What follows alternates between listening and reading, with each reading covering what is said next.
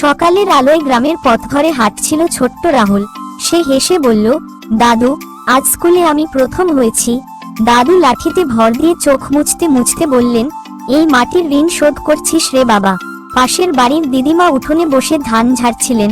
তিনি হেসে বললেন, দিদিমা, শোন রাহুল, পড়াশোনা কর, কিন্তু মাটিকে ভুলিস না।